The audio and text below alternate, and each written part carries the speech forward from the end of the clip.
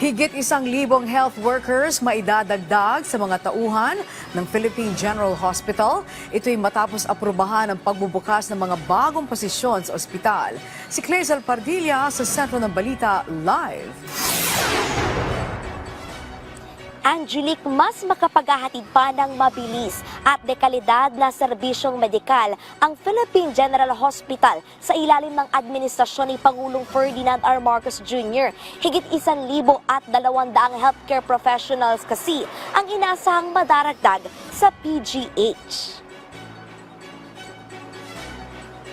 Ayon sa Malacanang, inaprubahan na kasi ng Department of Budget and Management sa pamamahala ni Pangulong Marcos ang pagbuo ng karagdagang posisyon para sa Philippine General Hospital.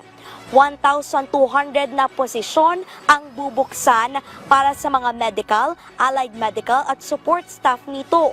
Tugon yan sa kahilingan ng UP-PGH na palakasin ang organizational at manpower capacity ng ospital. Makapaghahatid na ng mas maaasahang serbisyo sa mga pasyente. Mahalaga ito lalo't ang PGH ay itinuturing na pinakamalaking ospital ng gobyerno na may higit 6,000 pasyente kada taon. Ito rin ang tanging National Referral Center for Tertiary Care nang ibig sabihin ay pangunahing ospital na tinutukoy para sa paggamot ng mga komplikadong sakit. Napakarami pong mga Pilipino ang talagang pumupunta sa PGH dahil po ito'y nakakapagbigay ng magandang serbisyo at maaari pong napakaliit ng kanilang babayaran kapag po sila ay pumunta sa PGH. Sa direktiba na po ng ating Pangulo, si Pangulong Marcos Jr., na matagdagan pa po ang maaaring maging manpower, ang maaaring magsilbi sa nasabing ospital para mas marami pa pong Pilipino ang mabibigyan ng magandang serbisyo. Isa sa katuparan ng paggawa ng karagdagang 1,224 na posisyon sa 4 na tranche na sisimulan sa ikatlong quarter ng 2025. Kasabay nito, siniguro ng Malacanang ang patuloy na pagsasagawa ng mga job fair para mapanatili ang pagtaas ng employment rate o bilang ng may trabaho sa Pilipinas.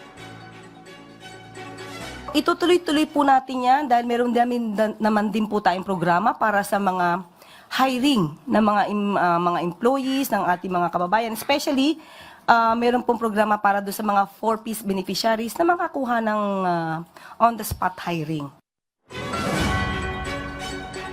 Ayon sa Philippine Statistics Authority, tumaas ang employment rate ng bansa o bilang ng mga Pilipinong may trabaho o negosyo nakaraang buwan ng Pebrero na nasa 49.15 million, bahagyang mas malaki sa 48.49 million noong Enero. Nangangahulugan niya ito na nagbubunga na ang mga hakbang ng pamahalaan na makapagbigay ng trabaho para sa ating mga kababayan. Yan na muna ang pinakahuling balita.